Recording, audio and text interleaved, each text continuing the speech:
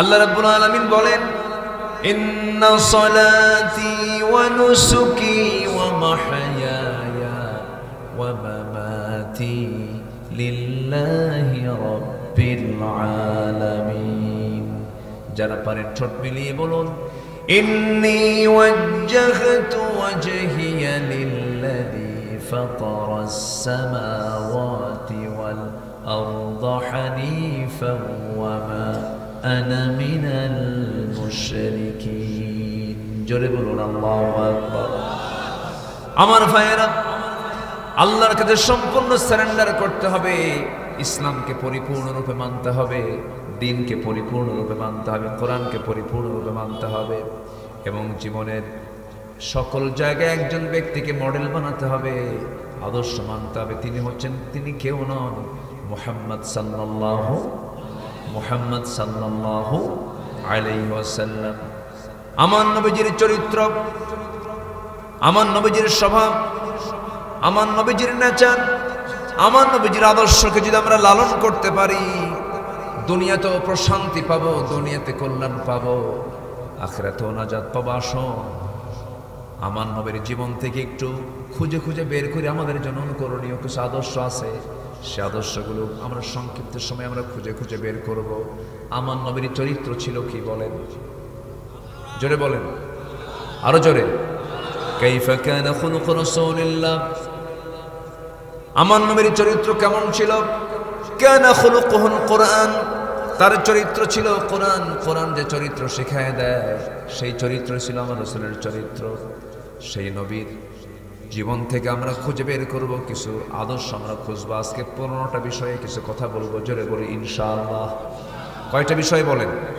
15টা। নবীজির 15টা চারিত্রিক দিক নিয়ে আমরা একটা একটা করে আজকে আলোচনা করব।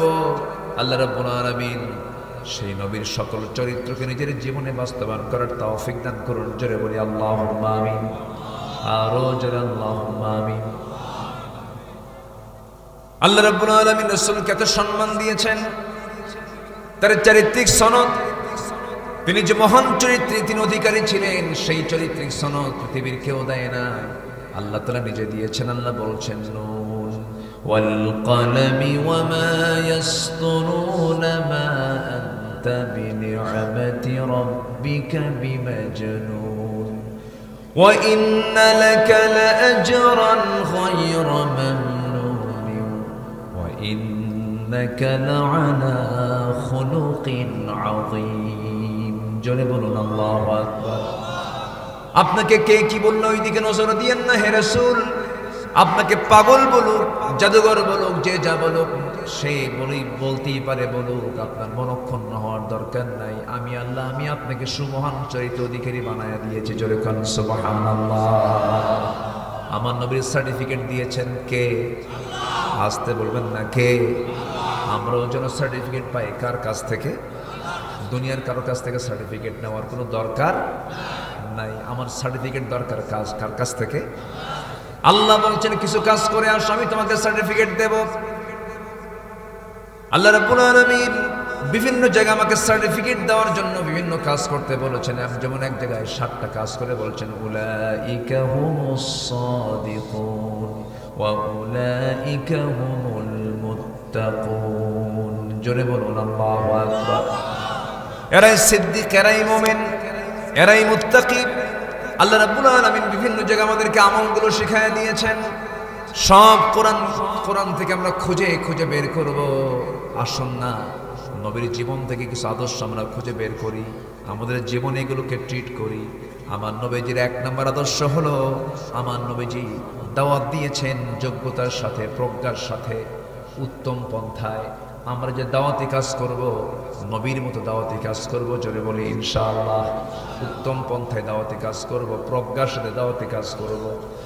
আল্লাহ রাব্বুল আলামিন বলেন, উদউ ইলা সাবিলি রাব্বিকা বিল হিকমাতি ওয়াল মাউইযাতিল হাসানাহ ওয়াজাদিলহুম বিল্লাতী হিয়া আহসান ইন্না রাব্বাকা হুয়া আ'লামু বিমান দাল্লা আন সাবিলিহি ওয়া হুয়া আ'লামু বিল মুহতাদিন। জোরে বলুন আল্লাহু আকবার। সূরাতুন নাহাল আয়াত নাম্বার 125। নাহাল মানে কি বলেন? বলেন বলেন বলেন। মৌমাছি। কি সুন্দর জবাব দিয়েছেন, বলি আলহামদুলিল্লাহ। সূরার নাম কি? নাহাল। নাহাল মানে হলো মৌমাছি, অর্থাৎ কোরআনে কারিমে একটা সূরার নাম আছে মৌমাছির নামে। আবার এই যে আমি কথা বলছি এগুলো লোহা, লোহা নামে সূরা আছে না নাই বলেন? সূরাতুল হাদিদ। লোহা নামে সূরার নাম থাকলো, হাতি নামে সূরার নাম থাকলো, মৌমাছির নামে সূরার নাম থাকলো, সূরাতুন নামাল পিঁপড়ার নামে সূরার নাম থাকলো। কেন? কোরআন শুধু যদি ধর্মের কিতাব হতো এই সমস্ত বিষয় তো আসার কথা নয়। লোহা নিয়ে আল্লাহ রাব্বুল আলামিন কথা বলেছেন, প্রাণী জগৎ নিয়ে কথা বলেছেন, অর্থাৎ মানব জীবনের জন্য যা কিছু প্রয়োজন সব কিছু আল্লাহ পাকের মধ্যে বলে দিয়েছেন। কোরআন তো পৃথিবীর কোনো ব্যক্তির রচনা নয়, কোরআন সম্পূর্ণ নাজিল হয়েছে কার কাছ থেকে? এই লোহাটা কার বলেন? এই লোহাটা কার? লোহার কোম্পানি যা আছে, rod factory, BSRM, KSRM, AKS, বিভিন্ন কোম্পানির নাম আছে না? লোহা কি তারা বানায়? লোহা পৃথিবীর কেউ বানাতে পারবে না। লোহা এটা আল্লাহর পক্ষ থেকে, আসমান থেকে নাজিল হয়েছে। এটা জোরে কোন সুবহানাল্লাহ। দিনাজপুরে কিসের খনি আছে বলেন? বলেন? কয়লার খনি। খুব বেশি কি দূরে? এই তো কাছাকাছি। কয়লার খনি যা আছে সেই খনিটা কোথায়? মাটির উপরে না মাটির নিচে? নিচে। গ্যাসের খনি কোথায় বলেন? বলেন। স্বর্ণের খনি কোথায়? মাটির নিচে। লোহার খনি কোথায়? লোহাটা কোথায় ছিল? না, আইডিয়া করে কোনো কথা বলা যাবে না। কোরআনকে প্রশ্ন, কোরআন বলো লোহা কোথায় ছিল? সুবহানাল্লাহ বলবেন না? আল্লাহ, কোরআন কি জবাব দিতে পারে না? আচ্ছা, পারে কিনা? পারে কিনা? কিন্তু জবাব তো এখান থেকে নেই না। আমরা দল করব, একটু প্রশ্ন করি না, আল্লাহ তোমার কোরআনে তুমি কি বলেছো, কোন দলটা করতে হবে? মোসাড়ু দল, বেনামাজি দল, চোরের দল, না কোন দল? কোরআন তুমি বলে দাও। এই প্রশ্ন তো আমরা কোরআনকে করি না। ওই সমস্ত নেতৃত্ব মানার দিন শেষ, যে নেতৃত্বে নামাজ নাই, যে নেতৃত্বে নামাজ নাই, যে নেতৃত্বে আল্লাহর দিন কায়েমের কথা নাই। 1971 থেকে 2025 সাল পর্যন্ত অনেক সরকার এসেছে, চলে গেছে। কেউ এই দেশ শাসন করেছে 25 বছর, কেউ চালিয়েছে 16 বছর, কেউ চালিয়েছে 9 বছর, কেয়ারটেকার গভর্নমেন্টটা চালাইছে কয়েক বছর। সব দেখা শেষ। আমরা আর দেখতে চাই না। আগামীতে আমরা দেখতে চাই কোরআনের বাংলাদেশ। আমরা আগামীতে দেখতে চাই নামাজের সরকার। রাজি আছেন কারা কারা? হাত উঁচু করে দেখান মুসলমান।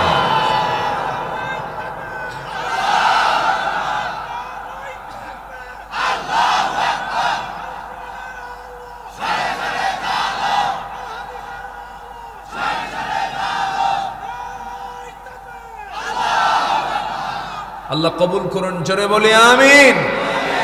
আরো জোরে আমিন। কষ্ট পেলেন মনে হয় নাকি? কষ্ট পাচ্ছেন? দেখলাম তো সবকিছু। চাঁদাবাজি দেখতে চাই না, সন্ত্রাসী দেখতে চাই না, ক্ষমতার মিসইউজ, পাওয়ারের মিসইউজ আমরা দেখতে চাই না। কোন থানায় কোনো হেলো চলবে না।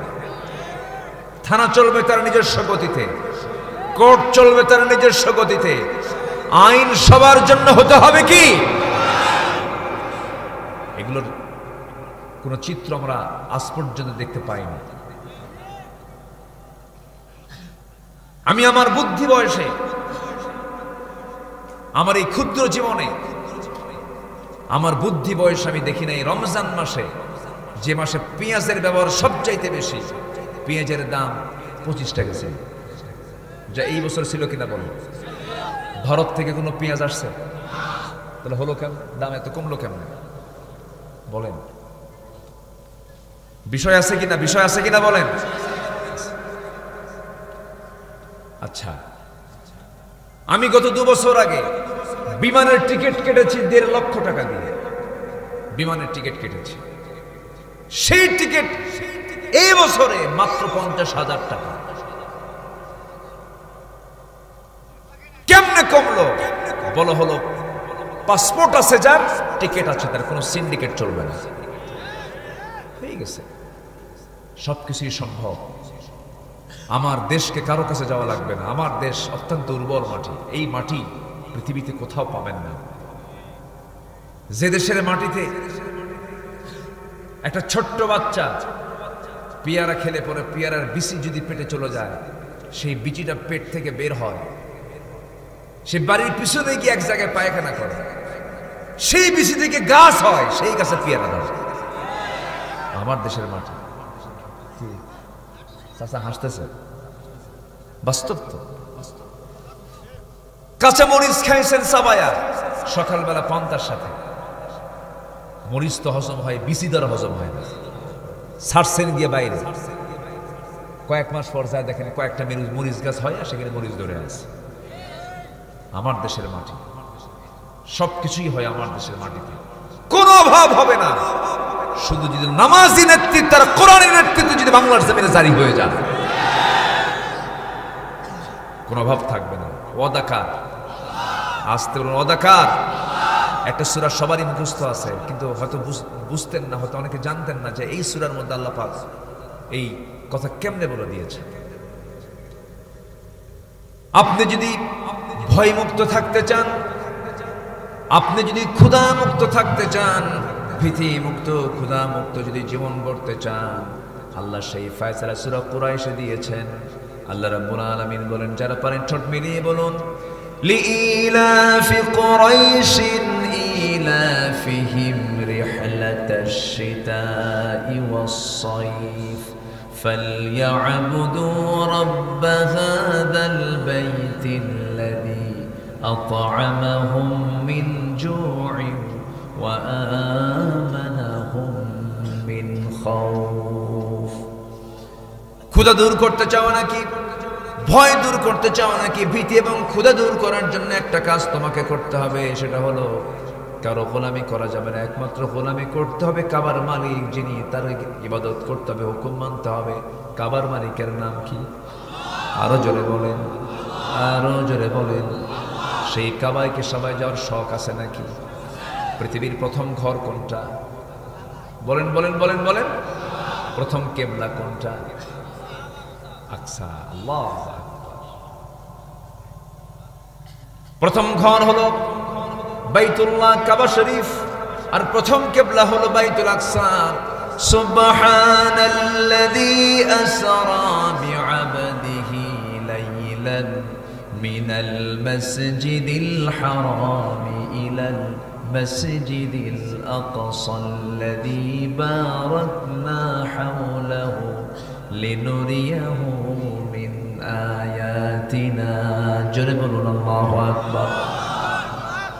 আল্লাহ রাব্বুল আলামিন কাবার কথাও বলেছেন, আকসার কথাও বলেছেন। আমার বন্ধুগণ, পৃথিবীর প্রথম ঘর।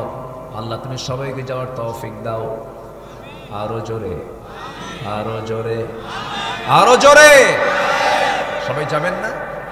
আল্লাহ কবুল করুন। প্রথম ঘর এটা লোহা। এই লোহা নিয়ে সূরা একটা আছে, সূরার নাম সূরাতুল হাদিদ। সূরার নাম কি? হাদিদ। হাদিদ মানে হলো লোহা। তাহলে কয়লার খনি হলো মাটিতে, সোনার খনি মাটিতে, গ্যাসের খনি মাটিতে, কিন্তু লোহার খনিটা কোথায়? লোহা আসলো কোন জায়গা থেকে? আল্লাহ রাব্বুল আলামিন বলেন, ওয়া আনজালনাল হাদিদ ফীহি বা'সুন শাদীদুন ওয়া মানাফিউ লিন-নাস। আমি লোহা নাজিল করেছি যাতে রয়েছে প্রচন্ড শক্তি এবং যাতে রয়েছে মানুষের জন্য নানাবিধ উপকার, বহুবিধ উপকার আছে। আমার বন্ধুগণ, লোহা ছাড়া কোনো কিছুই চলে না। একটা সুই বানাতেও কি লাগে? আরো জোরে বলেন। ধান লাগাইছেন আপনি, কাটবেন, কি লাগে? কাঁচি কি দিয়ে বানায়? লোহা দিয়ে বানায়। লোহা ছাড়া কোনো উপায় নাই। এসেছি মাহফিলে, গাড়িতে চড়ে এসেছি, গাড়িতে লোহা, চলবেন যেখানে চলবেন, লোহা ছাড়া কোনো উপায় নাই। কিন্তু এই লোহাটা আল্লাহ রাব্বুল আলামিন নাজিল করেছেন আসমান থেকে। কেমন করে চিন্তা করে দেখুন, এই পৃথিবী নামক এই যে জায়গায় আমরা বসবাস করছি, এই পৃথিবীর যে আবহাওয়া, যে তাপমাত্রা, এখানে যে বসে আছি আমরা, এখানে 30 ডিগ্রি সেলসিয়াস তাপমাত্রা থাকতে পারে, 28 থেকে 30। এই তাপমাত্রা, সূর্যটা আমার কাছ থেকে এত দূরে থাকার কারণে এই তাপমাত্রা আমরা পাচ্ছি। কিন্তু সূর্যের কাছাকাছি আভ্যন্তরীণ যে তাপমাত্রা, সেই তাপমাত্রা হলো 15 million degree Celsius. 15 million degree Celsius তাপমাত্রা। কিন্তু এই যে আমরা লোহাটা দেখি,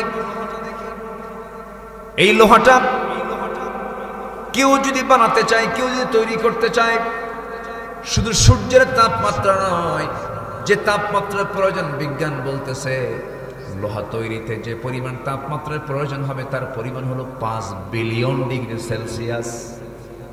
কেউ তো আল্লাহু আকবার বলবেন না? পৃথিবীতে এমন তাপমাত্রা কোথাও আছে? সূর্যেরই তো নাই, পৃথিবীতে থাকবে কেন? তাহলে এই পৃথিবীতে সূর্যকেও, পৃথিবীতে লোহা কেউ বানাতে পারবে না, কোনোদিন সম্ভব নয়। তাহলে লোহাটা কেমন করে এই পৃথিবীতে আসলো? আল্লাহ রাব্বুল আলামিন ১৫০০ বছর আগে বলছেন, ওয়া আনজালনাল হাদিদ, আমি আল্লাহ লোহা নাজিল করেছি। বিজ্ঞান বলতেছে কোন মহাশূন্যের মাঝে কোন সুপারনোভা, কোন গ্যালাক্সির ভিতরে কোন সুপারনোভার বিশাল বিস্ফোরণের মধ্য দিয়া লোহাগুলো উপর থেকে পৃথিবীতে এসে পড়েছে। মানে আল্লাহ রাব্বুল আলামিন বলছেন আমি লোহাকে নাজিল করেছি। জোরে কোন সুবহানাল্লাহ। কোরআন বলে দিচ্ছে, জোরে বলি সুবহানাল্লাহ। কোরআন যা বলে এটাই মহাসত্য। সূরার নাম যে প্রথম আয়াতটা আমি তেলাওয়াত করেছি, সূরাতুন নাহল। আল্লাহ পাক রাসূলকে প্রজ্ঞা এবং উত্তম পন্থায় তিনি দাওয়াত দিতেন। আল্লাহ পাক তাকে এই যোগ্যতা দান করেছিলেন। এটা এসেছে সূরাতুন নাহলের মধ্যে। নাহল মানে হলো কি? মৌমাছি। মৌমাছি কি সংগ্রহ করে বলেন? মানে কি সংগ্রহ করে? কিসের থেকে? খালি ফুল, ফুল, ফল, বিভিন্ন রস সংগ্রহ করে। কিন্তু মধু কি সংগ্রহ করে? আগে রস। আগে কি করে? রস। রস থেকে এমনি মধু হয় না। থামে, কথা আছে তো।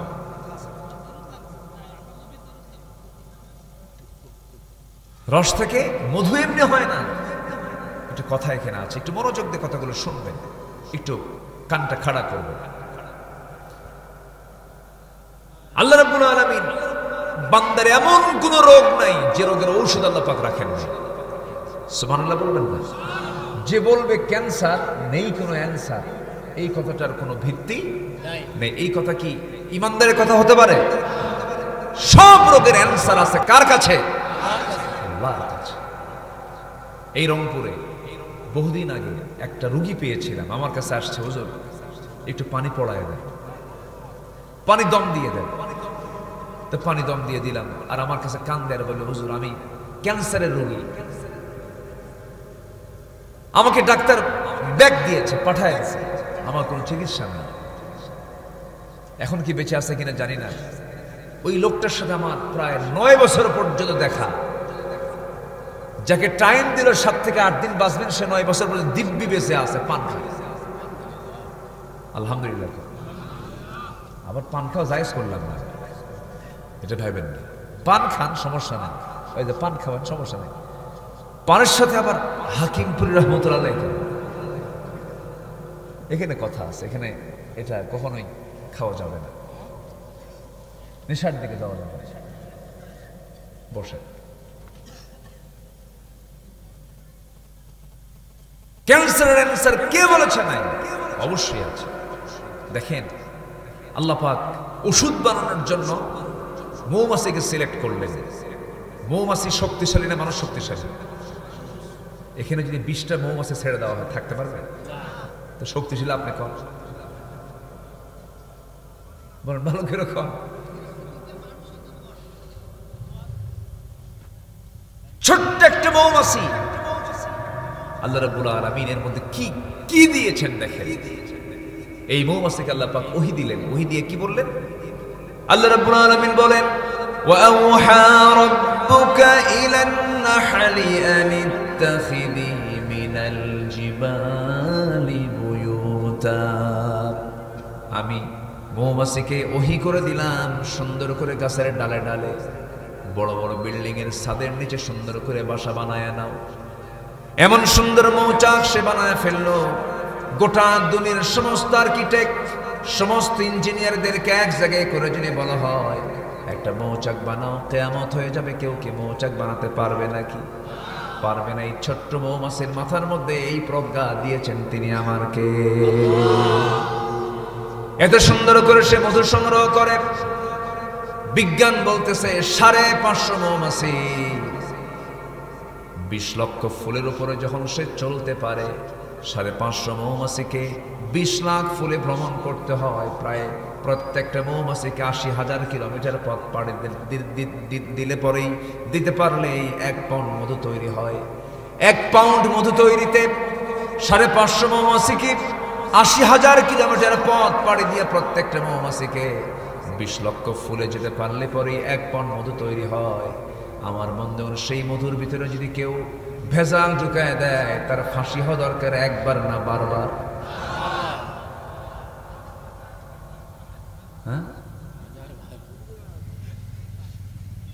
1 পাউন্ড মধু তৈরিতে যে পরিমাণ মৌমাছিকে জার্নি করতে হয়, যা গোটা পৃথিবীতে প্রায় 3 বার ঘুরে আসে।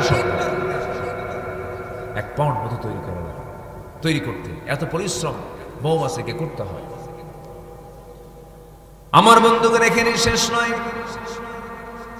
ওই মধুগুলো যখন সংগ্রহ করতে যায়, আমাদের পেটের মধ্যে পাকস্থলী হলো একটা পাকস্থলী, স্টমাক মাত্র একটা, কিন্তু আল্লাহ রাব্বুল আলামিন প্রত্যেকটা মৌমাছির ভিতরে স্টমাক রেখেছেন, পাকস্থলী রেখেছেন, 2টা পাকস্থলী রেখে দিয়েছেন।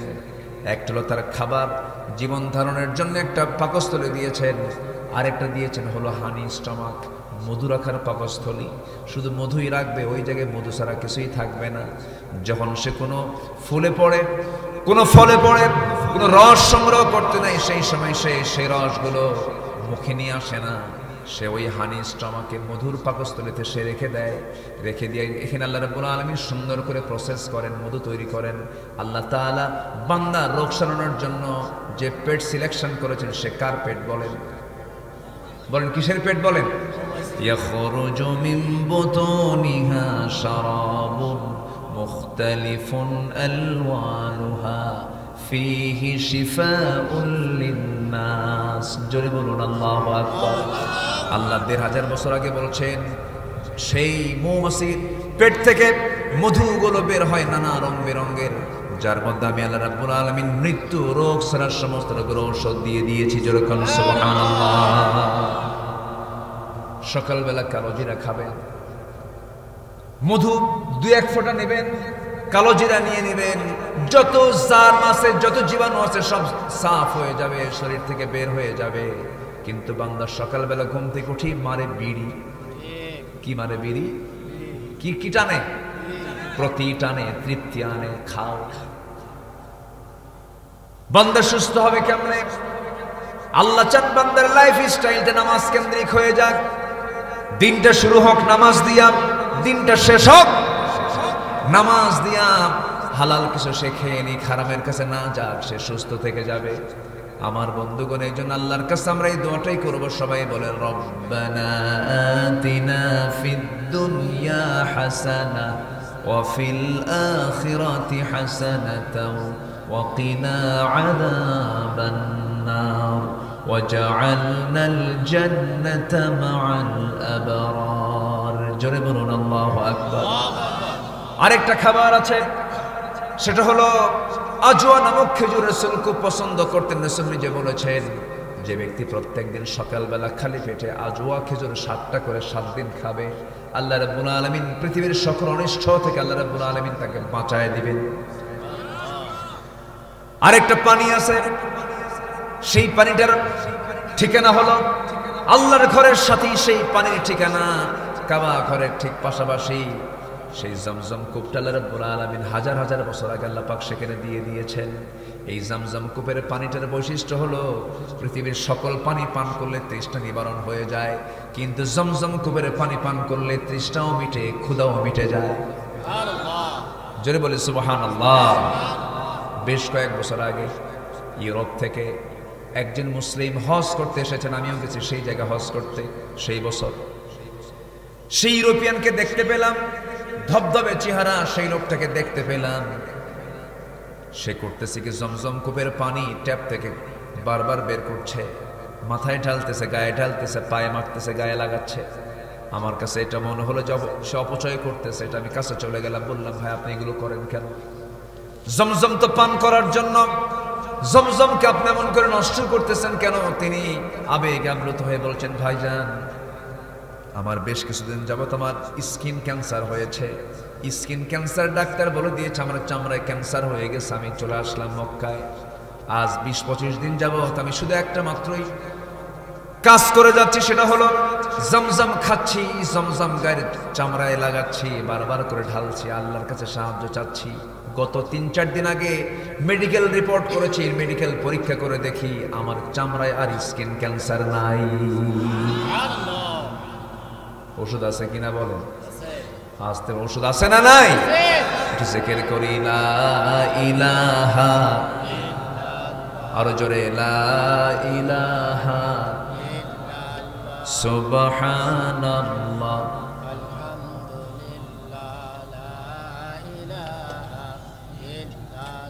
আরো জোরে লা ইলাহা, আরো জোরে লা ইলাহা,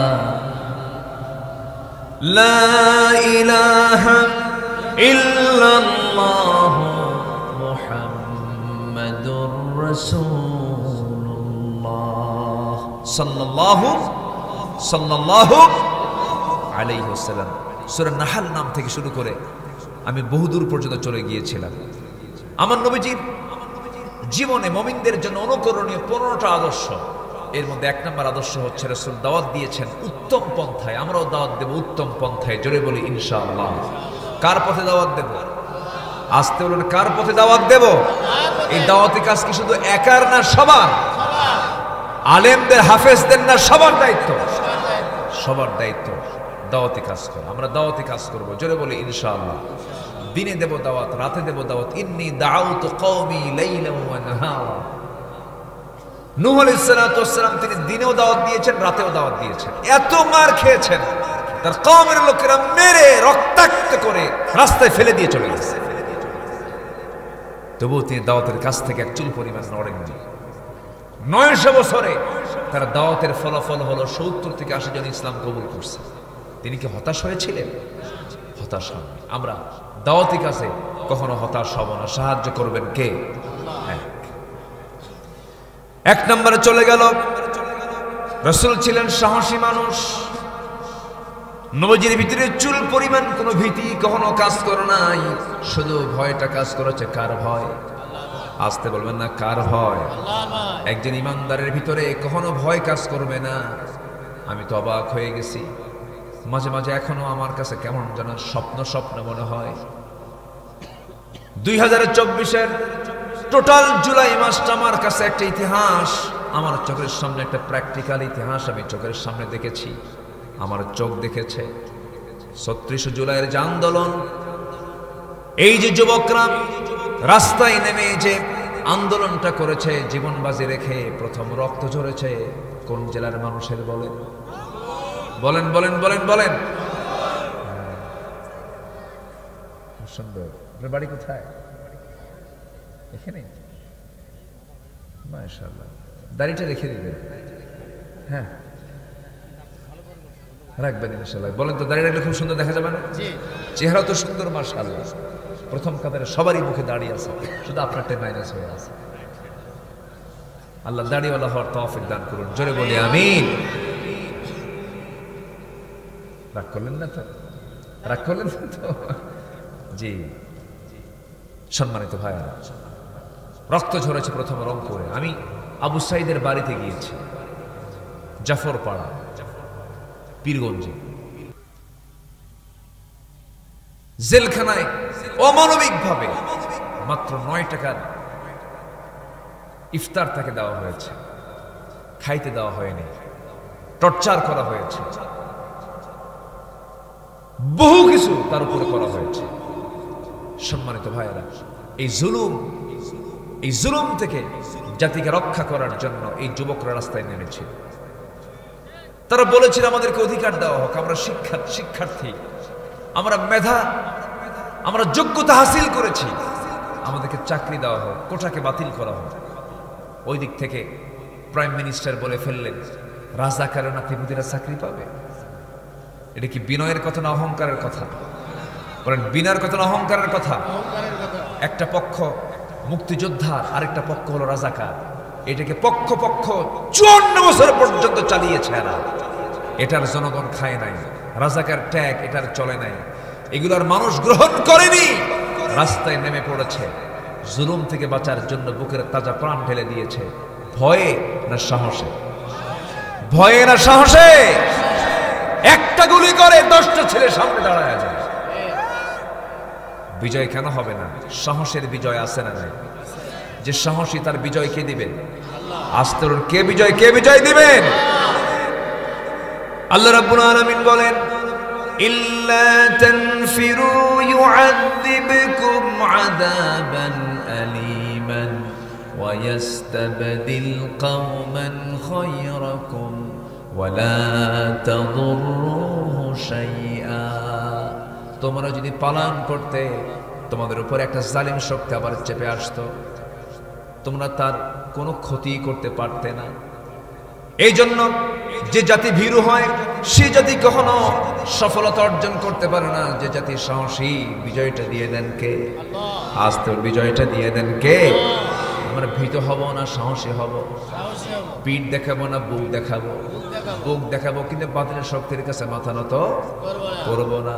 আল্লাহ রাসূলকে এত সাহস দিয়েছেন দেখেন, কে না জানেন হিজরতের রাতে আমার নবীজি ঘর থেকে বের হয়ে উল্টা দিকে চলে গেলেন, জাবালে সূরে গিয়ে আশ্রয় নিলেন। কয়জন? কয়জন? আরেকজনকে কে বলেন? সাইয়েদনা আবু বকর রাদিয়াল্লাহু তাআলা। ইতিহাসগুলো তো একটু জানা দরকার, ভুল করা যাবে না। বলেন কে ওনার সাথে? কে বলেন? ইযহুমা ফিল গারি ইয ইয়াকুলু লিসাহিবিহি, আবু বকর ইন লা তাহজান ইন্নাল্লাহা মা'ানা। কি অসীম সাহস আল্লাহ পাক তার বুকে দিয়েছেন, সিনায় দিয়েছেন। আমার নবীজি দুজন মিলে ওই গর্তের মধ্যে তার আশ্রয় নিয়েছেন। শত্রুপক্ষ দরজার সেই গুহার মুখোমুখি পৌঁছে গেছে, কাছাকাছি পৌঁছে গেছে। তরবারির ঝলকানি আবু বকরের চোখে লেগেছে, থরথর করে তিনি কাঁপতেছেন। আমার রাসূল বলছেন, আবু বকর চিন্তা করো কেন? আমরা শুধু দুজন, ওরা শত শত থাকুক না কেন, আমরা দুজন হতে পারি, কিন্তু আমাদের সাথে আরেকজন আছেন, তিনি আমাদের আল্লাহ তাআলা। জোরে বলুন সুবহানাল্লাহ। ভয় না সাহস? ভয় না সাহস? যার আল্লাহ আছে পৃথিবীর কেউ তাকে পরাজিত করতে পারবে না। আমার কে আছে? আমার কে আছে? আল্লাহ রাব্বুল আলামিন বলেন ফাসদা বিমা তু'মার ওয়া আ'রিদ আনিল মুশরিকিন। জোরে বলুন আল্লাহু আকবার। আমার বন্ধুগণ, আবার নিজের সাহস তৈরির জন্য দোয়া শিখিয়ে দিয়েছেন। যারা পারেন ঠোঁট মিলিয়ে বলুন রব্বানা আফরিগ আলাইনা সাবরান ওয়া থাব্বিত আকদামানা ফানসুরনা আলাল কওমিল কাফিরিন। জোরে বলুন আল্লাহু আকবার। আরো জোরে বলুন আল্লাহু আকবার। নাম্বার 3 হলো, নাম্বার 1 হলো উত্তম পন্থায় দাওয়াতি কাজ করা, নবীজির অনুকরণীয় আদর্শ। নাম্বার 2 হলো সাহসিকতা, ভীরু হওয়া যাবে না। নাম্বার 3 হলো ধৈর্য ধারণ, ধৈর্য ধরতে হবে।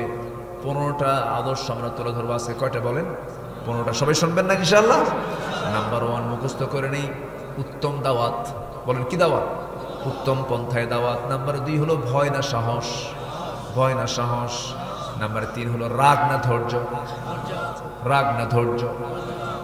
আসেন দোয়া করে দিই। দোয়া করবো না? ওই যে ওঠে 2-1 করে। হ্যাঁ, এই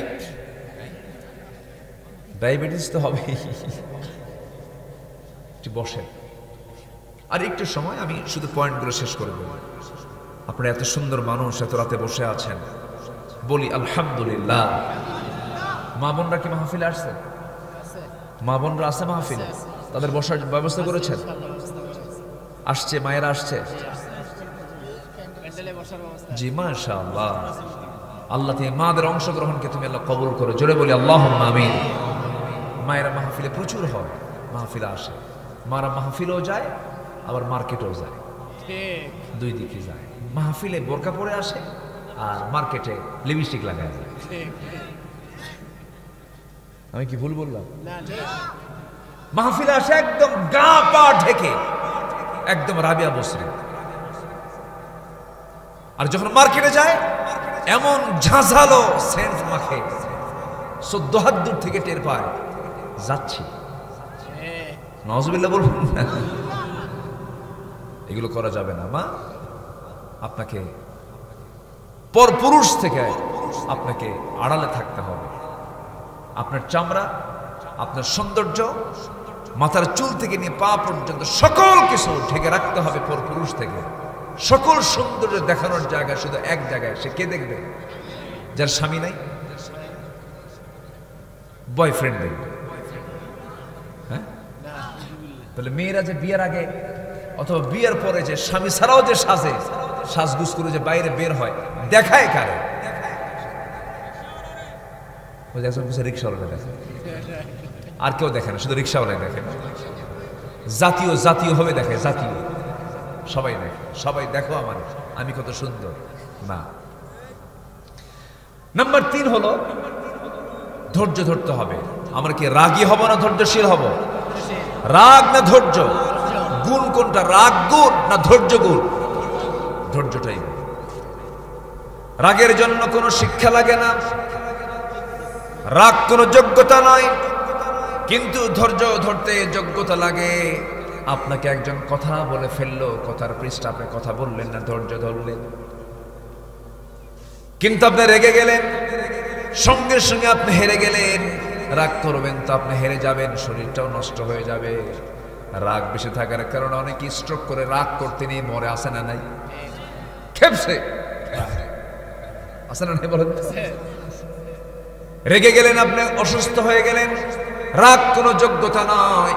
রাগের মাথায় কিছু কিছু স্বামী আছে, বউরে সকাল বিকাল তালাক মানে, একটু রাগ উঠলি কয় তালাক। এক মহিলা আমার ফোন দিয়ে বলে, হুজুর আমার স্বামী সকালেও তালাক দেয়, বিকেলেও তালাক দেয়, আমি কি আসি না নাই? কি কথা কি বুঝতেছেন? আমার স্বামী সকালেও তালাক দেয়, বিকেলেও তালাক, আমি কি আসি না নাই? এরকম কিছু অসভ্য স্বামী নাই? আসতে বলবেন না, আছে না নাই? ওর মধ্যে কি ধৈর্য আছে? যা মুখে আসে তাই বলে। ইমানদারের মুখে যা আসবে তা বলবে না। ইমানদার ভেবে চিন্তে কথা বলবে, কারণ ইমানদারের কথা হবে খুব মেপে চেপে কথা হবে। ইমানদার কখনো বাজে কথা বলবে না, বাজে কাজ করবে না, বাজে কিছু খাবে না, বাজে জায়গায় বসবে না।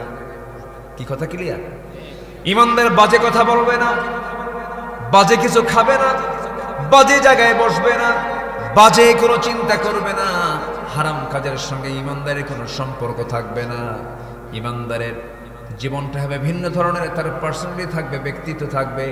সে যখন রাস্তায় চলবে অন্য মানুষ থেকে সে ভিন্ন হবে, যখন সে খেতে বসবে তার খাওয়াটা ভিন্ন হবে, যখন সে কথা বলবে তার কথাটাও ভিন্ন হবে, তার প্রত্যেকটা কাজ কর্ম হবে ভিন্ন ভিন্ন, কারণ সে জান্নাতের জন্য প্রস্তুত। জোরে বলুন সুবহানাল্লাহ। জান্নাত কি সুশৃঙ্খলের জন্য না উশৃঙ্খলের জন্য? সুশৃঙ্খল জীবন যারা আছে তার জন্য জান্নাত আছে। ধৈর্য ধরবো আমরা, ধৈর্য আছে যার, বিজয় আছে তার।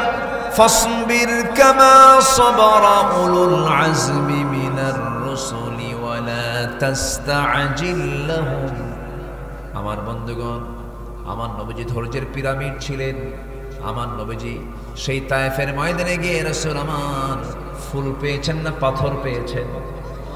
ফুল পেয়েছেন না পাথর পেয়েছেন? মক্কার কাফের রাসূলকে বুড়ো কম দিয়েছে না পাথর মেরেছে, রাসূলকে থাপ্পড় মেরেছে, রাসূলকে রক্তাক্ত করে দিয়েছে, রাসূলকে দুনিয়া থেকে বিদায়ের জন্য নানামুখী ষড়যন্ত্র করেছে। একটা বারের জন্য তিনি ধৈর্য হারা হন নাই। যখন কোনো বিপদে পড়েছেন সঙ্গে সঙ্গে বলেছেন, লা ইলাহা ইল্লা আনতা সুবহানাকা ইন্নী কুনতু মিনাজ জালিমিন। যখন বিপদে পড়েছেন বলেছেন, ইন্না লিল্লাহি ওয়া ইন্না ইলাইহি রাজিউন। এই দোয়াগুলো শিখিয়ে দিয়েছেন তিনি আমার কে? প্রথম যে দোয়া, লা ইলাহা ইল্লা আনতা সুবহানাকা ইন্নী কুনতু মিনাজ জালিমিন, এই দোয়ার নাম কি? আজকের ক্ষমতায় আছে কে বলেন? দেখছেন দেশ পড়ছিল বিপদে, দোয়ার নাম ইউনুস। লোকটাও ইউনুস। থাকুক, দোয়া করে থাকুক। বিগত সরকার যতজন ছিল এই দেশে, যার নামটাই নিবেন, ইলেকশন ছাড়া কিন্তু ছিল, সবাই ইলেকশন ছাড়া ছিল, ছিল না? ছিল। শেখ মুজিবুর রহমান সাহেব ছিল, জিয়াউর রহমান সাহেব নির্বাচন ছাড়া ছিল, প্রেসিডেন্ট এরশাদ নির্বাচন ছাড়া ছিল, কেউ 4.5 বছর, কেউ 1.5 বছর, কেউ 9 বছর নির্বাচন ছাড়া ছিল। আর বিগত সরকার ছিল 16 বছর। কত বছর? 16 বছর। অটো ভোট হয়ে যেত, মাঝে মাঝে ফেরেশতা এসে ভোট দিয়ে যেত।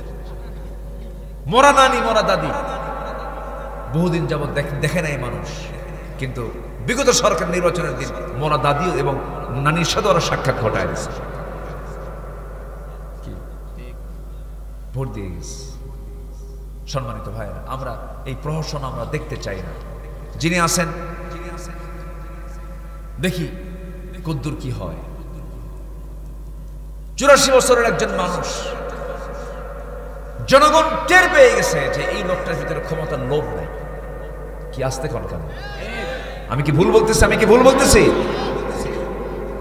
ক্ষমতার লোভ নাই, থাকুক না। এগুলো নিয়ে তো আমরা এত নড়াচড়া করতেছি কেন?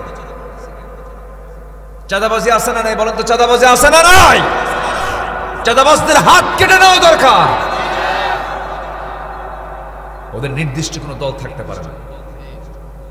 সম্মানিত ভাইরা, সম্মানিত বন্ধুগণ, আমরা সুন্দর একটা বাংলাদেশ উপহার দিতে চাই। যুবকরা রক্ত দিয়েছে, এদেশের মানুষ রক্ত দিয়ে নতুন পরিবেশ তৈরি করেছে। বিগত 16 বছর যে আমরা চিত্র দেখেছি, মাহফিলগুলো হতো না। ডান পাশে বাম পাশে কোনো আলেম ওলামা বসার কোনো সুযোগ ছিল না। ডান আর বামে থাকতো কিরামুন কাতিবিন। মাহফিল করতে দিত না, কথা বলতে দিত না। মাঝে মাঝে হুমকি দিয়ে বলতো, হুজুর মামলা কিন্তু রেডি আছে, থানায় যেতে হবে। অসংখ্য আলেমকে জেলখানায় পুড়ে মেরেছে। অসংখ্য ভালো ভালো মানুষকে বিভিন্ন মামলা দিয়া হয়রানি করেছে। বছর 5-6 আগের কথা, আমাকে গ্রেফতার করে জেলখানায় ঢুকায় দিল। তো জেলখানায় ঢুকলাম, ঢুকা মাত্রই বড় গেটে দেখি এক চাচা আমার দিকে তাকায়, দারুণ খুশি, সালাম দিয়ে, হুজুর আপনি জেলখানায় ঢুকছেন? খুব খুশি হলাম। তো বললাম, জেলখানায় ঢুকলে কেউ খুশি হয়? বলতেছে, হুজুর মাহফিলে যাই, আপনার আলোচনা শুনি, মনোজাত করে এত শখ হয় যে আপনার সঙ্গে একটু মুসাফা করবো, একটু আলিঙ্গন করবো, একটু কথা বলবো, মুখের সঙ্গে বুক মিলাবো। এত চেষ্টা করছি, পারি নাই। এত সুন্দর করে আপনি আমার সামনে ধরা দিলে, দোয়া করে আপনি জেলখানায় থাকেন। কি কথা কি বুঝতেছেন? তো বললাম, চাচা আপনি কেন জেলখানায়? বলছে, বাবা বোমা হামলা। মানে আমার নামে বোমা হামলার মামলা দিচ্ছে। 84 বছর বয়সের লোকের হাতে যদি বোমা তুলে দেওয়া হয়, সে কি জায়গা মতো মারবে না নিজের মাথায় পড়বে? এই চিত্র চিত্রায়িত হয়েছে এই বিগত 16 বছর। ফেরাউন ছিল পৃথিবীতে বেঁচে 1600 বছর, এরা ছিল 16 বছর। সংখ্যার যে মিল হলো কেমন? চরিত্রের মিল আছে না নয়? নমরুদের কিছু বদগুণ, ফেরাউনের কিছু বদগুণ, সাদ্দাত কারুনদের কিছু বদগুণ মিলেই হয়ে গেছে এদের বদগুণ। সব চরিত্রদের মধ্যে। রাগ করতেছেন নাকি? রাগ করলেও কিছু যায় আসে। অনেক অত্যাচার সহ্য করছি, কিছু কথা শুনতেই হবে। বিগত 16 বছর সবচাইতে বেশি অত্যাচারের সম্মুখীন হয়েছে আলেম ওলামারা, ঠিক কিনা? দাড়ি আর টুপি দেখলে ওদের গা জ্বলতো। ওদের জানাজা না দিয়ে কুত্তা বিলাই দিয়ে বিদায় করা দরকার ওদের।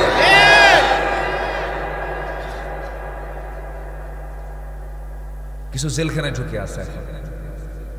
এর মধ্যে একটা দরবেশ আছে, দরবেশ মাথা থেকে পা পর্যন্ত সাদা, হঠাৎ করে বাঁচার জন্য কালো করছে, মাথার চুল কালো বানায়া দাড়ি কাইটা লুঙ্গি পরে নৌকে ছড়ছে, ভুল করে আবার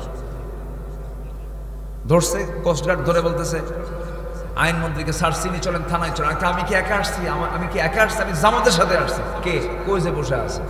লুঙ্গি পড়া লোকটাকে চিনি না তো, মাথার চুল কাল, ভালো করে দেখো দরবেশের ভান ধরছে। ওরা ভাবছিল আলেমদেরকে বেইজ্জত করতে, আল্লাহ ওদের লুঙ্গি খুলে দিয়েছেন, লুঙ্গি খুলে দিয়েছেন, অনেক কিছু করেছে আল্লাহ। তুমি আমাদেরকে সকল প্রকার ষড়যন্ত্র থেকে এই বাংলার জমিনকে তুমি হেফাজত করো, জোরে বলি আল্লাহুম্মা আমিন। ধৈর্য ধরবো, পুরস্কার দিবেন কে? আল্লাহ। আস্তে বলুন, পুরস্কার দিবেন কে? আল্লাহ।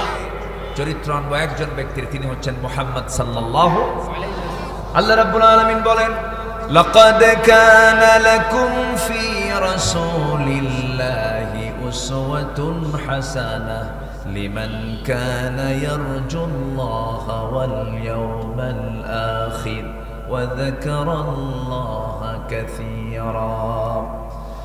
নাম্বার 5 হলো পরিবারের ব্যাপারে যত্নশীল হব আমরা। নিজে জাহান্নাম থেকে বাঁচবো, পরিবারকে জাহান্নাম থেকে বাঁচাবো। আমার নবী পরিবারের প্রতি খুব যত্নশীল ছিলেন, মেয়েদেরকে খুব পছন্দ করতেন, বউদের খবর নিতেন, খোঁজ খবর নিতেন। রাসূল নিজে বলতেন, যে ব্যক্তি তার বউয়ের কাছে ভালো সেই বান্দা আল্লাহর কাছে ভালো, আর যে বান্দি, যে বউ তার স্বামীর কাছে ভালো সেই বান্দি আল্লাহর কাছে ভালো। যেরকম সুবহানাল্লাহ। আগে আল্লাহর জন্য দিনের কাজে কঠিন পরিস্থিতিতে সবর ধরা। যত পরিবেশ পরিস্থিতি প্রতিকূল হোক না কেন, সকল প্রতিকূলতার মাঝে ইমানকে টিকিয়ে রেখে, ইমানকে মজবুতি অবস্থায় রেখে নিজেকে বাস্তবভাবে ফেস করা। আমার নবীর জীবন এটা বড়, এটা প্র্যাকটিক্যাল, তার চরিত্র ছিল। হাজারো বিপদ এসেছে, সমস্ত বিপদে ধৈর্য ধরেছেন কার কাছে? আসতে বলবেন না কার কাছে? আল্লাহর কাছে। আমার নবীজির পারিবারিক জীবনে একবার ফিতনা চলে আসলো। মুনাফিকরা আমার নবীর বিরুদ্ধে নানা ষড়যন্ত্র করেছিল। এর মধ্যে একটা ষড়যন্ত্র হলো নবীর পরিবারে তার আগুন ধরিয়ে দিয়েছিল। আমার নবীজির একজন স্ত্রী ছিলেন আম্মা জান আয়েশা সিদ্দিকা রাদিয়াল্লাহু তাআলা আনহা। কোন একটা অভিযান থেকে আমার নবীজি ফিরে আসতেছেন মদিনার দিকে। সেই অভিযানে আমার নবীজি তার স্ত্রী পরিবারকে সঙ্গে করে নিয়েছেন, আম্মা জান আয়েশাকে সঙ্গে করে নিয়েছিলেন। ফেরার পথে আম্মা জান আয়েশা তিনি উটের পিঠে চড়েছেন, মদিনার দিকে ফিরবেন। আমার নবীজি সাহাবে কেরামকে বলছেন, সাহাবীরা শোনো, সবাই তো মদিনার দিকে ফিরতেছি, হঠাৎ করে কোন সাহাবী যদি বাদ পড়ে যায়, হেরে যায়, সবার পরে সাফওয়ান তুমি আসবে পিছে পিছে, যারা বাদ পড়ে যাবে সেই বাদ পড়া লোকগুলোকে তুমি তোমার নিজ দায়িত্বে মদিনা পর্যন্ত পৌঁছায় দিবে। কেউ তো বাদ পড়ে নাই, বাদ পড়েছেন আমার নবীর স্ত্রী আম্মা জান আয়েশা সিদ্দিকা রাদিয়াল্লাহু তাআলা আনহা। তিনি যখন বাদ পড়ে গেলেন, কেমনে বাদ পড়লেন? শৌচকার্য করার জন্য তিনি উটের পিঠ থেকে, পালকি থেকে নামলেন, হাওদা থেকে নামলেন, আড়ালে চলে গেলেন শৌচকার্য করতে। নিয়ে তারা দেরি হয়ে গেল। তিনি এত চিকন ছিলেন যে তারা দায়িত্বে থাকা সেই যিনি দেখছিলেন, উটের দায়িত্ব যিনি নিয়েছিলেন, তিনি করলেন কি, আম্মা জান আয়েশা তিনি ওই পালকির মধ্যে হাওদার মধ্যে আসেন বলে মনে করে হাওদাটা উটের পিঠে উঠায়া দিল। মানে তিনি এত চিকন ছিলেন যে হাওদার যে ওজন, তিনি থাকলেও যে ওজন, না থাকলেও সে ওজন, এত চিকন মানুষ তিনি ছিলেন।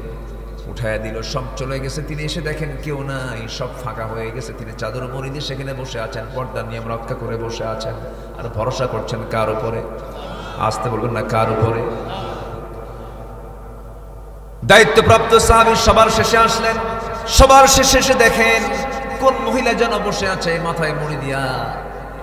সামনে গিয়ে পরখ করে ভালো করে প্রশ্ন করে জিজ্ঞাসা করে তিনি নিশ্চিত হলেন আম্মা জান আয়েশা বাদ পড়েছেন। বলছেন, আম্মা জান আপনি কোনো চিন্তা করবেন না, আপনার উম্মতের জন্য মা, আপনি কোনো টেনশন করবেন না, আমি আপনাকে নিরাপদে সব কিছু রক্ষা করে, পর্দার নিয়ম রক্ষা করে আমি আপনাকে মদিনা নবীর ঘরে পৌঁছায় দেব। আমার নবীজির স্ত্রী আম্মা জান আয়েশাকে সাফওয়ান রাদিয়াল্লাহু ঘোড়ার পিঠে করে চড়ায় নিয়ে তাকে নিরাপদে মদিনা নবীর ঘর পর্যন্ত পৌঁছায় দিলেন। এইদিকে মুনাফিকদের কানে যখন এমন জাতীয় সংবাদ চলে গেছে, ঘোড়ার পিঠে করে রাত্রিবেলা একাকী একজন সাহাবী তাকে সঙ্গে করে নিয়ে আসছেন, এই কথা যখন মুনাফিকের কানে চলে গেছে, এটাকে বিশাল বড় বানায়া হেডিং নিউজ করে, ব্রেকিং নিউজ করে গোটা মদিনায় তারা জানান দিয়ে দিল, তোমরা কি জানো গত রাত্রে আয়েশা তার সতীত্ব হারিয়ে ফেলেছে? যেরকম নাউযুবিল্লাহ। এমন মুনাফিক বুঝি বাংলার জমিনে নাই? আসতে বলবেন না আছে না নাই? আল্লামা সাইদ 71 সালে নাকি অনেক নারীকে ধর্ষণ করেছেন, ধর্ষণের মামলা দিয়েছে। অনেক কিছু করেছে। আমার বন্ধুগণ, আমার দেশে এমনও সাক্ষী পাওয়া যায়, ঘটনা ৭১, সাক্ষীর জন্ম হলো ৭৭। জন্ম কোন সাল? ৭৭। আর ঘটনা ৭১। তাহলে ৭১ সালের এই ঘটনা দেখলো কেমনে? জন্ম হয়েছে ৭৬, ৭৭। তাহলে ৬ বছর আগে এই ঘটনা দেখলো কেমনে? রুহের জগৎ থেকে। কিসের জগৎ থেকে? এই মামলাগুলো আমার দেশে চলছে। আম্মা জান আয়েশার ব্যাপারে যখন এমন জাতীয় কথা যখন ছড়িয়ে দেওয়া হলো, রাসূল বলেছেন, আয়েশা, কি যেন একটা কথা আমার কানে এসে লাগলো, আমার মনে হয় তোমার আমার বাড়িতে না দেখে আল্লাহর পক্ষ থেকে ফয়সালা না আসা পর্যন্ত তোমার বাবার বাড়িতে যাওয়া উচিত। বলুন তো, কোনো স্বামীর মুখে যদি কোনো মহিলা যদি এমন কথা শোনে, বলুন তো এর চাইতে বড় কষ্টের বিষয় কি আর থাকতে পারে নাকি? না। আমার নবী যেমন কথা বললেন, যখন আম্মা জান আয়েশা সিদ্দিকের জবাব দিতে নিয়ে ভদ্রতা রক্ষা করে বলছেন, ইয়া রাসূলুল্লাহ, আপনি আমাকে যেতে বলেছেন, নাম্বার 1 আপনি হচ্ছেন আমার স্বামী, এর উপরে আরেকটা গুরুত্বপূর্ণ আপনার সম্মান হলো আপনি হচ্ছেন আল্লাহর নবী, আপনাকে সম্মান করা আমার জন্য ওয়াজিব। আপনি আমাকে অর্ডার দিয়েছেন, অর্ডারগুলো আমাকে অবশ্যই ফলো করতে। আমি চলে যাচ্ছি আমার বাপের বাড়ি, কিন্তু একটা কথা জেনে রেখে দিবেন, ইয়া রাসূলুল্লাহ, আমার বিয়ের পায়গাম কিন্তু পৃথিবীর কেউ নিয়ে এসে আপনার সামনে উপস্থাপন করে নাই। আমার বিয়ের ঘটক হচ্ছেন মহান রব্বুল আলামিন, তিনি নিজে। আমি আল্লাহর কাছে সেই ফয়সালাই চাইবো, আল্লাহ যেন আমার এই বিপদ থেকে এই ফয়সালা করে আমাকে যেন বিপদ মুক্ত করে দেন। জোরে বলুন সুবহানাল্লাহ। বিপদ দিয়েছেন যিনি, বিপদ থেকে মুক্ত করবেন। কি পরিমাণ আঁকে, কি পরিমাণ বিশ্বাস তার ছিল, অবিচল আস্থা তার ছিল আল্লাহর উপরে। চলে গেলেন মায়ের বাড়িতে, বাবার বাড়িতে চলে গেলেন। বাবাও কথা বলে না, মাও কথা বলে না, সেজদায় পড়ে পড়ে কান্দেন, দু চোখের পানিতে যায়, নামাজ ভিজে যায়। আমার নবীজি রাতের বেলা ঘুমোতে যান, হাতটা আগায় দেন আয়েশার দিকে, আয়েশা আছে বলে মনে করে, আয়েশা নাই, বুকটা খান খান হয়ে যায়। নবীজি আম্মা জান আয়েশার চিন্তায় চোখের পানিতে যান, চোখের পানিতে বালিশ ভিজে ফেলেন। নবীজিও টেনশন করেন, হারে আমার খাদিজাকে কত কষ্ট দিলাম। নবীজিও কান্দে, আম্মা জান আয়েশাও কান্দে, সাহাবীরাও কান্দে। মুনাফিকরা হাসে, 16 বছর মুনাফিকরা হাসছে, এখন তোরা কান, ঠিক কিনা? কান্দেন। সত্যের বিজয় কে দেন? আল্লাহ। আস্তে বলুন, সত্যের বিজয় কে দেন? আল্লাহ বিজয় দেন। তাহলে আম্মা জান আয়েশা এখন কার বাড়িতে আছেন? কার বাড়িতে আছেন? বন্ধু, এই সংসারে যে অশান্তি সৃষ্টি হলে, অশান্তি সৃষ্টি করছে কারা? এই মুনাফিক আমার দেশে নাই? আছে কিনা? আছে কিনা? আছে কিনা? সতী সাধ্যী একটা ভালো মেয়ের উপরে যদি কেউ অপবাদ দেয়, বিয়ে হয় নাই, বিয়ে হবে, ফাঁসি মেরে দেয়, উল্টা পাল্টা বলে, এমন জাতীয় নামাজি তাহাজ্জুদ গোজারও কিন্তু আছে কিছু। আছে কিনা বলেন? যতগুলো কবিরা গুনাহ আছে, এর মধ্যে অন্যতম কবিরা গুনাহ হলো সতী সাধ্যী নারীর প্রতি মিথ্যা অপবাদ চাপায় দেওয়া। কান কথা শোনে, সেই কান কথা আরেকজনের কাছে সাপ্লাই করে, চরম অপরাধ, চরম গুনার কাজ এটা। এটা মেয়েদের মধ্যে আরো বেশি আছে না? জানো ওই মেয়ে কি বিয়ে দেওয়া যাবে? এটা না ওই, এটা না ওই, এদিকে ওর নিজের মধ্যেই ওই ওই আছে না? নাই? নিজের মধ্যেই। যার মুখে দুর্নাম শুনবেন ভাববেন যে ওর মধ্যে ওই দুর্নাম গুলো আছে। ইমানদারের মুখে সহজে কোনো ব্যক্তি চর্চা নিয়ে কোনো কথা হয় না। ইমানদার কখনো অন্যের চর্চা নিয়ে কথা বলেন না, কারণ বান্দার দোষ ফয়সালা করবেন কে? কে কে? আল্লাহ রাসূল বলেছেন, মান সাতারা মুসলিমান সাতারাহুল্লাহু ইয়াউমাল কিয়ামা। যে ব্যক্তি কোনো মুসলমানের দোষকে আড়াল করবে, আল্লাহ তাআলা কিয়ামতের দিন তার দোষকে আড়াল করবে। দোষকে যদি পারেন আড়াল করে দিবেন, ব্যক্তিগত দোষ যেগুলো আছে, না আমি জানি না, বাস আড়াল করে দিবেন। কঠিন সিচুয়েশনে ধৈর্য ধরবো আমরা কার কাছে?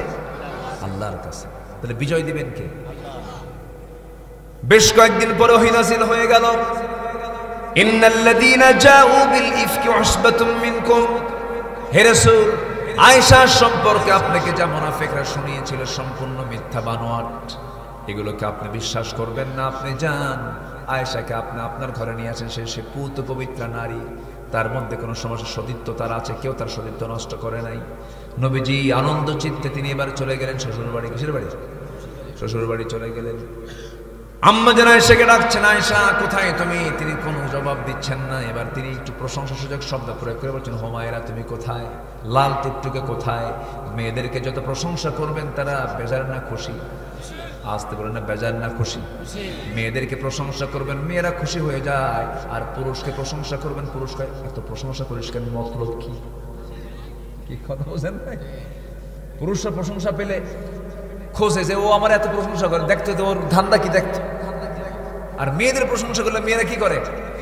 দারুণ খুশি, জানো আমার কি প্রশংসা করছে, খুব খুশি।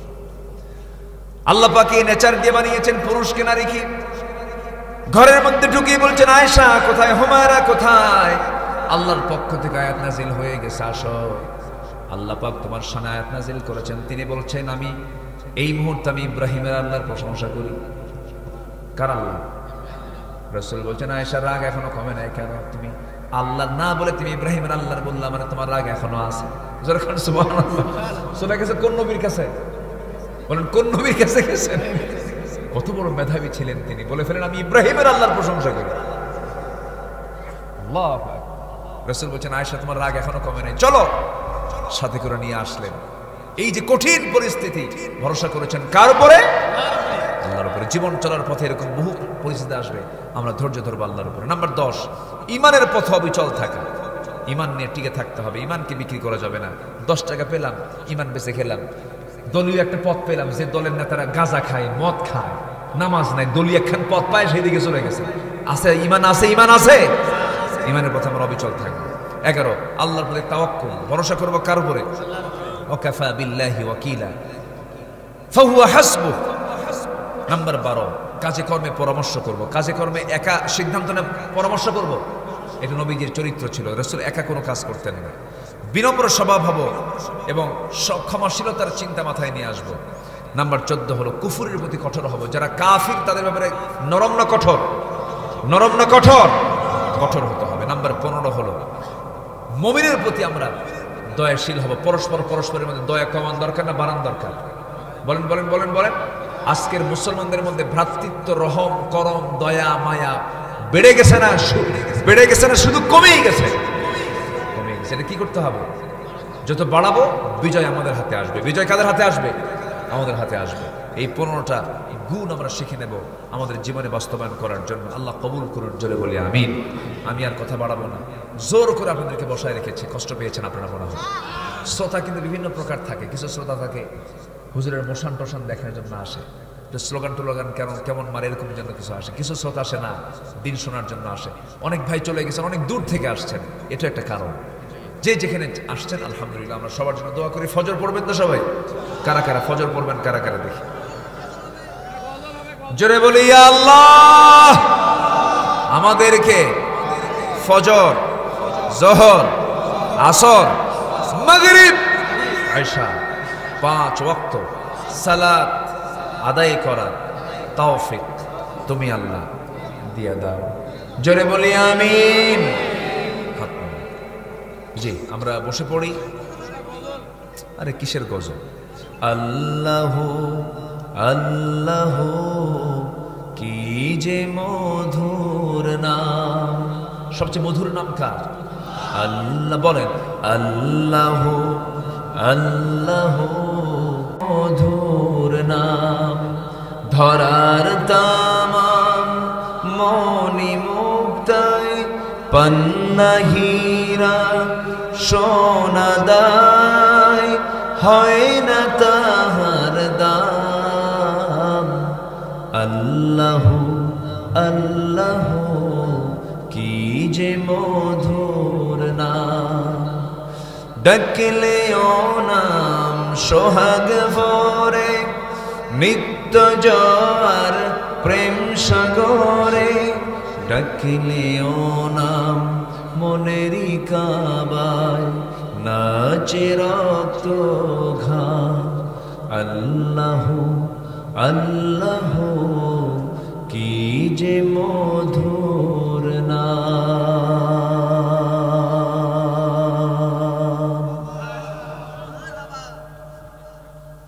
এইটুকুই শেষ। আর কত কি পারি বলেন? এতক্ষণ ওয়াজ করার পরে কি আর পারা যায়? ধৈর্য ধারণ করার শক্তি দাও গো মেহেরবান আমায়, দাও গো মেহেরবান। বুকের ভেতর ব্যথার নদী বইছে অবিরাম, বইছে বইছে অবিরাম। ধৈর্য ধারণ করার শক্তি দাও গো মেহেরবান আমায়, দাও গো মেহেরবান। আধার আমার আলো দিয়ে কানায় কানায় দাও ভরিয়ে, আধার আমার আলো দিয়ে কানায় কানায় দাও ভরিয়ে। অন্তর জুড়ে দাও গো প্রভু ভোরের পাখির গান। বুকের ভেতর ব্যথার নদী বইছে অবিরাম, বইছে বইছে অবিরাম। ফাগুন কেড়ে নেয়া চতর আষাঢ় করে দাও, গাছে গাছালির শীতল ছায়ায় জীবন ভরে দাও আমার, জীবন ভরে দাও। আমার ধুধু মরুর দেশে দাও গো জোয়ার ভাটার শেষে, আমার ধুধু মরুর দেশে দাও গো জোয়ার ভাটার শেষে। পারাবারের বাউরি বাতাস আমায় করো দান, বুকের ভেতর ব্যথার নদী বইছে অবিরাম, বইছে বইছে অবিরাম। ধৈর্য ধারণ করার শক্তি দাও গো মেহেরবান আমায়, দাও গো মেহেরবান।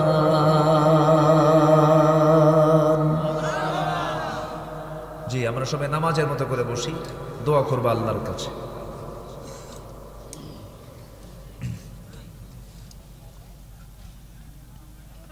আপনারা কেউ দোয়া করেন?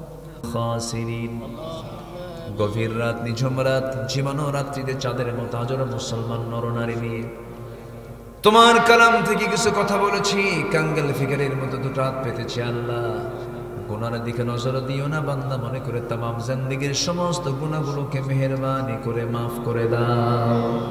জনম দুঃখিনী মা, জনম দুঃখী বাপজান যারা দুনিয়া থেকে বিদায় নিলেন, জিন্দেগীর গুনাহগুলো মাফ করে দাও, কবরগুলোকে জান্নাতের টুকরা বানায়া দাও। সবাই দিল থেকে বলুন, রব্বির হামহুমা কামা রব্বায়ানি সগীরা, রব্বির হামহুমা কামা রব্বায়ানি সগীরা।